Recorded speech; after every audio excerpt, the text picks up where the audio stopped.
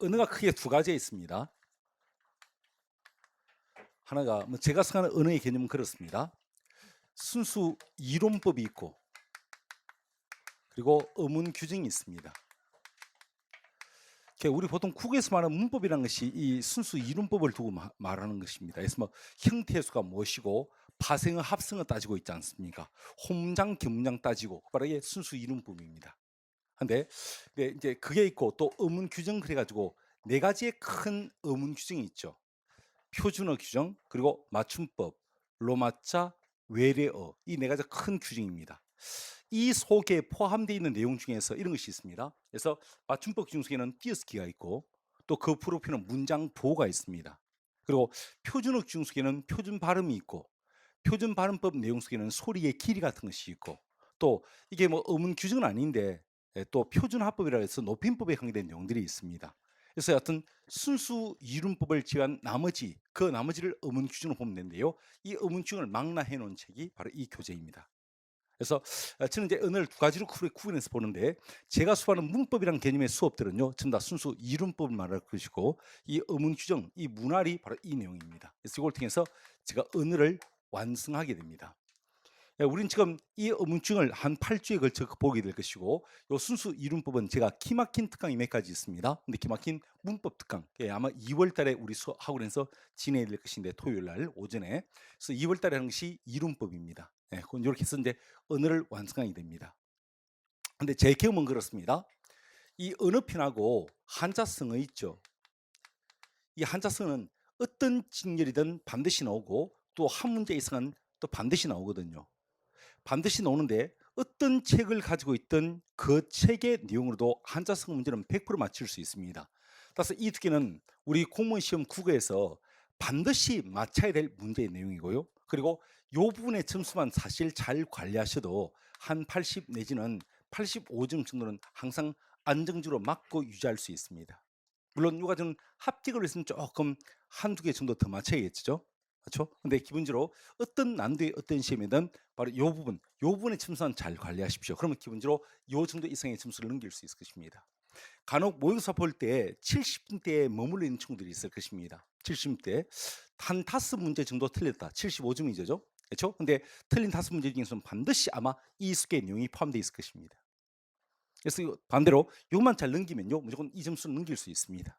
그래서 우리가 이제 이 점수를 확보하기 위해서 지금 이 연습을 하게 될 것입니다. 그중에서 어문 규정, 문활 있죠? 요 수업을 이제 오늘 한번 시작해 볼 것입니다. 오늘은 사실 페이지로 그렇게 많이 못 나갑니다. 못 나는데 굉장히 중요한 내용을 공부하게 될 것입니다. 오늘 공부할 것이 한글 맞춤법이거든요. 그 내용. 이것은 우리 오늘 배운 요 1주차부터 8주차 수업 끝날 때까지 계속 반복적으로 나올 것입니다. 그 내용이니까 굉장히 중요한 내용을 공부한다 생각하시고요. 한번 들어보십시오. 그리고 처음 수업을 듣는 사람은 오늘 수업이 또 제일 어려울지 모르겠습니다. 왜냐하면 필기할 내용이 좀 많습니다. 그래서 근데 첫 번째 들을 때부터 너무 큰 욕심 부리지 마십시오. 내 수업을 들으면서 암기까지 다 알 거야. 그러면 약간 욕심이고요. 암기는 복습의 과정을 통해서 암기하시면서 따라오시라 말씀드리고 여하튼 처음에 수업을 들을 때는 필기를 놓치지 말고 받으십시오. 필기는 어차피 무조건 돼 있어야 되는 것이니까요. 그렇죠? 그래 하시고요. 그리고 암기까지 하려 그러면 분명히 제 설명이 필요한지 빠를 수밖에 없습니다. 그러니까 처음에 욕심 부리지 마시고요. 필기를 충실히 하시면서 따라오시고 오늘 우리가 비록 암기하지 못했지만 수업 진행 과정을 통해서 암기할 수 있는 어떤 몇 번의 기회를 제가 드릴 것입니다. 그때 암기하면 되니까요. 지금은 쭉 따라오시라 말씀드리겠습니다. 자, 그러면 본 수업 한번 시작해 보겠습니다. 2페이지입니다. 갑니다. 자, 총칙입니다. 제1항 한글 맞춤법은 표준어 동그라미 소리 들으셨다 할 때 소리 동그라미 어법에 맞도록 함할 때 어법 동그라미 표준어 소리 어법 밑에 줄 2항 보십시오. 문장의 각 단어는 할 때 단어 동그라미 띄었음을 원칙한다. 자, 총 4낱말 표준어 소리 어법 단어 있지 않습니까? 이 4개에 끼워 넣기 문제를 한번 가정해 보겠습니다. 됐고 또 하나 더 가르칩니다. 소리대로 적대 괄호 소문자 A라고 매기시고 또 어법에 맞도록 함 괄호 그걸 소문자 B라 매기십시오. 소리대로 적대 소문자 A 어법에 맞도록 함 소문자 B입니다. 자, 그게 무슨 뜻인가 하면 한번 적어보십시오. 난을 조금 확보해 가지고 한번 적어보십시오. A입니다. 이것은 표기하고 발음이 일치하는 것을 말합니다. 이걸 우린 주의식 표기법이다 이렇게 부릅니다. B. 어법에 맞게 이것은 반대 표기하고 발음이 일치하지 않는 것을 말합니다. 이것을 우리는 표의주의식 내지는 형태주의식 표기법이다 이렇게 부릅니다. 자, 그럼 인수를 좀 내보겠습니다. 예를 들어서 이건 A입니까 B입니까? 좀 쉬운 거 한번 해볼게. 보십시오. 잠깐 제가 미리 말씀드리겠습니다. 요거 적고 시작할게요. 지금 제가 표의주의, 형태주의식 표기법 그랬죠. 요게 뭔가면 이야기입니다.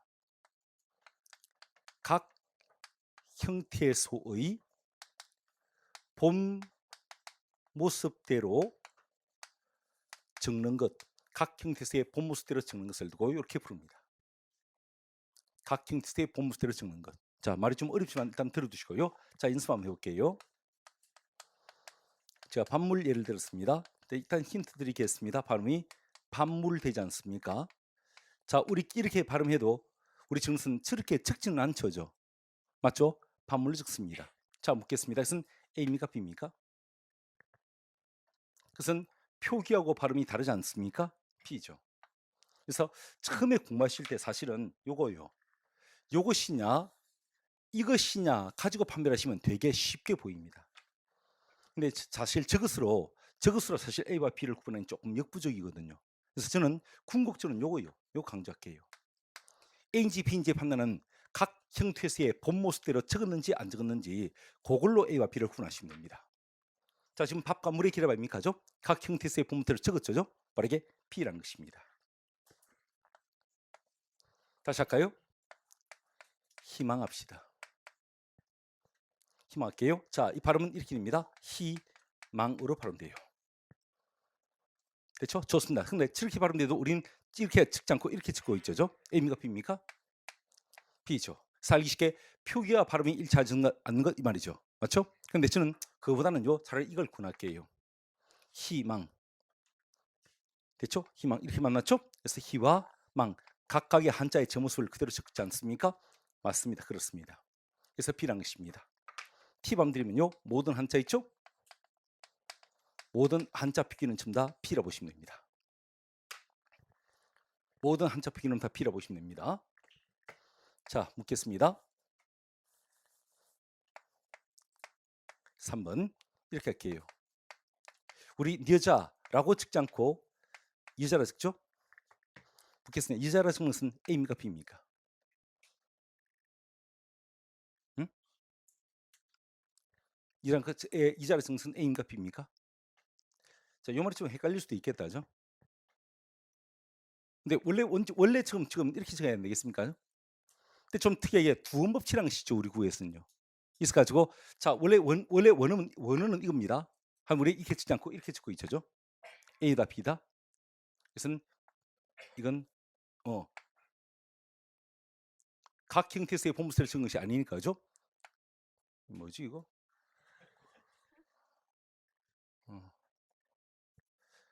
각 형태 본모습을 적은 것이 아니기 때문에요. A죠. 내가 헷갈리네. 자, 다시 봅시다. 달이라 적지 않고 우리가 달이라 적습니다. 자, 이것을 각 형태의 본 모습대로 적었다면 이렇게 적어야겠죠? 이렇게 적어야 정상 아니겠습니까? 각 형태의 본 모습대로 적었다면 이렇게 적어야 정상이었죠? 근데 각 형태의 본 모습대로 적지 않고 이렇게 적은 것은 이건 A입니까 B입니까? 이것이 A죠? 각 형태의 본 모습대로 적은 것이 아니기 때문에 그렇습니다. 이해하겠습니까? 됐습니다. 할게요. A입니까 B입니까? 그러면 구지되죠? 이렇게 해요. 자, 저렇게 발음대로 우리는 저렇게 찍지 않죠? 이것은 각 형태수의 본 모습대로 찍고 있죠? 찍고 있습니다. 그래서 뭐다? B죠? B인 것입니다. 각 형태수의 본 모습대로 적었으니까요. 자, 더 봅시다. 할까요? 숙해요. A입니까? B입니까? 자, 판단하십시오. 이걸 각 형태수의 본모습으로 적었다면 수와 개의 계랍이니까 수개라 적어야 되지 않겠습니까? 근데 수개라 적지 않았죠. 맞죠? 그러면 B가 I라는 것입니다. 각 형태수의 본모습으로 적은 것이 I라는 것이죠. 아니가 무엇이다? 이것은 A죠. 이해가 돼요? 자, 다시 보십시오. 그래서 암퇴제합시다. 그래서 뭐가 무엇의 결합입니까? 암과 돼지의 결합이죠. 그건 각 형태에서의 본모습을 적으면 암, 돼지에 맞겠죠. 근데 우리 그렇게 적지 않죠. 적지 않았다는 것은 결국 각 형태에서의 본모습을 적은 것이 I란 말이겠죠.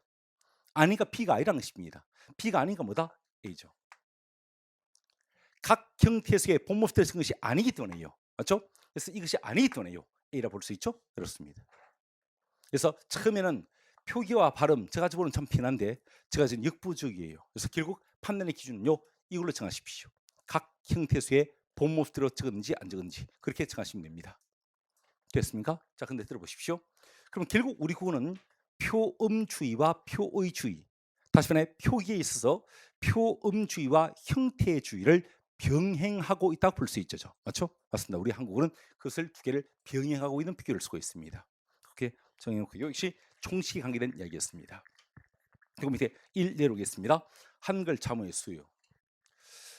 좀 공부를 좀 했던 친구들은 한글 자모의 수를 사실 두 가지로 알고 있습니다. 하나가 40개라고 알고 있게 돼요. 40개.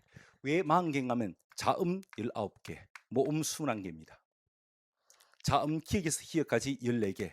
그래서 쌍기역에서 쌍지역까지 5개 앞에서 총 19개라 말하고요. 모음 21개, 모음 21개는 이것은 단모음이 10개, 이중음이 11개에서 총 21개. 그래서 총 40개라고 이야기하기도 해요. 됐죠? 근데 또 주징을 이렇게 밝혀놨습니다. 한글 자모의 수를 24자라 말하고 있습니다. 그 24자의 24자는요, 우리 세종께서는 28자를 만드셨죠. 근데 세월의 흥함께 벌써 4글자가 사라지게 되거든요. 그래서 4글자가 빠진 24개를 갖춰 지금 24자 이렇게 이야기한 것이에요. 별로 의미는 없지만 이 규정은 그렇게 되어 있다는 것입니다. 그래서 한글 자모의 수는 24자다 이렇게 이야기하고 있습니다. 그 박스에 그 명칭이 소개되고 있는 것이에요. 칠판 보십시오. 적을 필요 없습니다. 이겁니다. 자, 우리 이런 것은 뭐로 적습니까? 키읔이라 그러지 않습니까? 이것은요 치읒이라지 않습니까? 이것은요 히읗이라지 않습니까? 마치 이렇게 이런 식이 받침으로 넘어오는 이런 식의 패턴을 가지고 있죠. 근데 이런 식의 패턴을 가지지 않는 것이 한 3가지 있긴 있죠. 뭡니까? 이건요. 그리고 이건요. 그리고 이것이죠. 자, 기역. 이것은 우리 이렇게 쓰죠. 기역 그러죠. 디극 그러죠. 시옥 그러죠. 맞죠? 맞습니다. 여러분 이걸 북한에서는 뭐라 쓰는지 아십니까? 북한에서는 이렇게 씁니다. 기윽 그러고요. 비윽 그러고요. 시윽 뭐 쓸까요? 시윽 그러겠죠? 이렇게 해요. 사실 역사성을 봤을 때는요. 우리가 조금 더 역사성이 좀 있어요. 어떤 표기의 통일성을 봤을 때는 북한의 통일성이 좀 있어 보이지만요. 역사성은 우리가 좀 있어요. 자, 여기서 우리 두 가지 아십시다. 좀 유치하지만요. 기역, 디귿, 시옷의 표기를 좀 주의하십시오. 이왕 보시는 김에 쌍디귿과 쌍디귿과 쌍시옷도 한번 주의해 두시고요. 두 번째 하나 느껴보십시오. 우리 남한과 북한은 자음과 몸의 명칭, 배열 순서가 조금 다릅니다. 우리 남북은 자음과 몸의 명칭, 배열 순서가 조금 달라요. 여러분 우리 국에서 사전에서 자음 배열 순서는 기역 다음에 무엇이 와요? 쌍기역입니까? 니온입니까? 쌍기역이죠. 그래서 기역 다음에 쌍기역, 다음에 니은, 디귿, 쌍디귿 이렇게 나가거든요. 북한에서는 깔끔하게 기역, 니은, 디귿 이걸 다 하고 나서 쌍기역, 쌍디귿, 쌍비역 이렇게 나와요. 됐죠? 우리 같이 그 배열 순서 또한 우리가 좀 다르다 이 말씀입니다. 그래서 그냥 상식적으로 들어둘 말이었습니다. 남북은 자음과 몸의 명칭 및 배열 순서가 조금 다르다 이렇게 아시고요. 참고로 자, 요 3가지 요 표기 조금 주의해 두시면 좋겠습니다. 됐고요. 밑에 사이시오 표기 바로 들어오겠습니다. 자, 이번 사이시오 표기 별표 때려 보시겠습니까? 별표 때리십시오. 자, 한번 들어보십시오. 사이시옷은 사실 규정이 제30항입니다. 교재 저 뒤에 있는 것이에요. 저 뒤에 있는 것인데 욕심에 이게 하도 중요해서 제가 앞으로 뽑아놨습니다. 사이시옷 표기는 한 해도 거르지 않고 반드시 나왔다 할 정도로 출제의 빈도가 매우 높습니다. 이것이 작년도 국가직에서 출제가 됐습니다. 그렇죠? 그래서 먼저 보는데요. 우선 교재 한번 보십시오.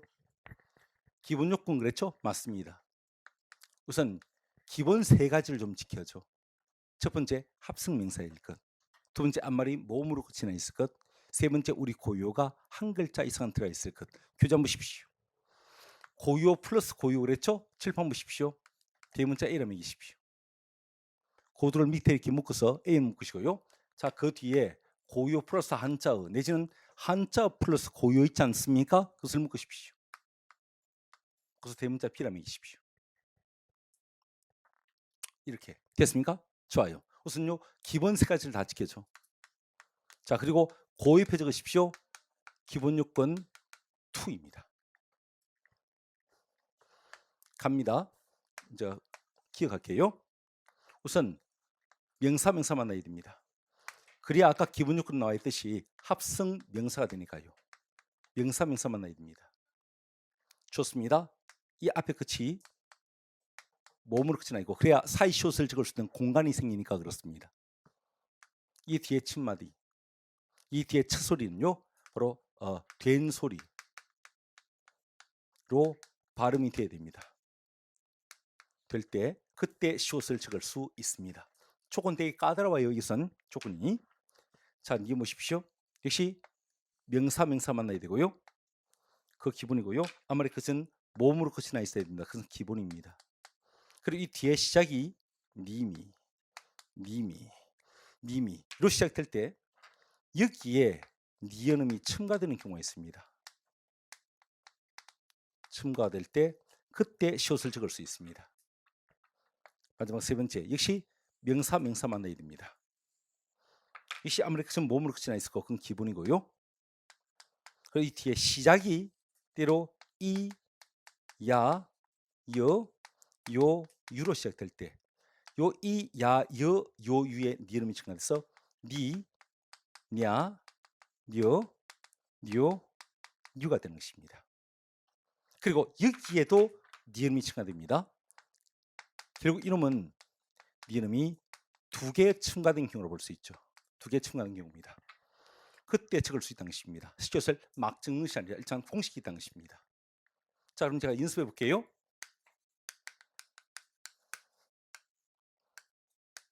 이렇게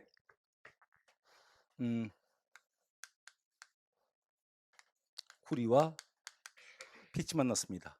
발음이 구, 리, 빛. 자, 제가 여기까지 해드렸습니다. 자, 기본 세 가지가 자 공식 외우라는 뜻입니다. 기본 세 가지 합성명사 앞말이 모음 고유. 자, 빛은 고유입니다. 다 찍겠습니다. 발음하시오. 구리 빛 되죠? 기역 니은티가 지금 어디고? 기역이죠. 뒷말이 된 소리 맞죠? 다 찍겠으니까 실제 찍을 때 구리 빛에서 사이시옷을 찍는 것입니다. 여러분 이거 생각 속에 아시면 되게 유용하게 써먹을 수 있습니다. 다시 할게요. 이하고 못 만났습니다. 발음이 인몸 됩니다. 자, 공식 외워라. 자, 기본 세 가지. 합성명사, 명사명사, 앞말이 모음 맞죠? 우리 고유 한 글자 있고요. 다 있습니다. 발음하십시오. 인몸. 이것은 요 자리. 니은이 첨가됐습니다. 좋습니다. 자, 기억 니은 그 중 어디? 니은이죠? 니은입니다. 그래서 인몸에서 니은을 했는데서 사이시옷을 적는다 이 말입니다. 다시 할게요. 베개하고 이시 만났습니다. 발음이 배, 캔, 니때요. 기본 스카치. 명사명사 앞말이 모음 고유 다 찍겠습니다. 발음니까 이것은 요 자리, 요 자리. 두 자리 다 니은이 첨가되고 있죠? 디귿입니다. 다 찍겠습니다. 실제 적을 땐 배, get, it 해가지고 이렇게 사이시옷을 적는다 이 말입니다. 이런 것이 있고요. 다 합시다. 만났습니다. 발음이 공, 기, 밥대요. 자, 기본 세 가지. 명사명사 앞말이 끝이 모음 고유 다 찍겠습니다. 밥은 고유입니다. 고유입니다. 다 찍겠습니다. 근데 발음은 공기 밥대죠? 기역 니은 티귿 중 기역이죠? 뒷말이 첫 소리 된 소리. 다 찍겠습니다. 적을 땐 콩, 깃, 밥에서 사이슛을 적는다 이 말입니다. 좋습니다. 자, 있으니까 한자를 적을게요.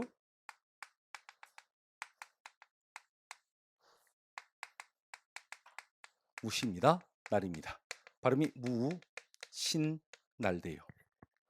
명사명사 아무리 모음 고유 다 짓겠습니다. 내 발음 때 무신날. 이것은 요 자리에 니은이 첨가됐습니다. 그렇죠? 다 짓겠죠? 이것은 니은이죠? 그래서 답은 무신날에서 사실 쓰는데 이건 제가 오른쪽 페이지에 뜻을 설명해놨습니다. 장이 쓰지 않는 날이에요. 여러분 장날이 있고 장날이 아닌 날이 있죠. 장날이 아닌 날이 무신날이에요. 장이 쓰지 않는 날을 무신날 그럽니다. 됐고요. 자, 세 번째 읽어볼게. 예사와 일이 만났습니다. 발음이 예산일돼요. 기본세까지 명사명사 앞말이 모음 고요, 일고요입니다. 일고요입니다. 좋습니다. 좋아요. 그리고 발음하니까 예산일. 이것은 요 자리 이름이 두 개 첨가됐죠? 다 지켰으니까 실제 찍을 때는 예삿일해서 사이시옷을 첨다 지금 이야기입니다. 됐습니까? 그런데 사실 우리 공무원 시험은 그렇습니다. 이렇게 낱말을 탁 던지고요. 이 낱말에 맞춤법이 맞나 틀린다 이렇게 묻는 것이 일반적인 경우예요. 물론 아직도 이렇게 실험한 것이 일반적입니다. 근데 이제 수는 애초부터 그렇게 안 묻죠. 수는 단순한 암적 지식이 아니라 어떤 규정을 쓰면 다음에 예시를 제시하고요. 과연 이 제시된 예시가 저 위 규정에 맞는가? 그 규정과 예시를 서로 연결시키는 문제를 내거든요. 가령 물읍시다. 구리필 있죠? 대문자 A입니까 B입니까?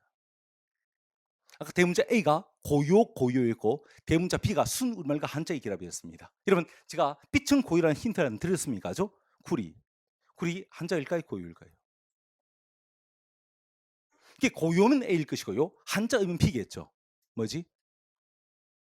고요예요.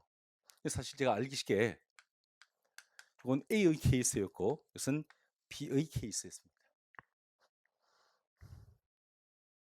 그래서 이것이 우리 왼쪽 페이지에 있는 기억 니은티 것이었고 이것이 오른쪽 페이지에 있는 기억 니은티 것이었습니다.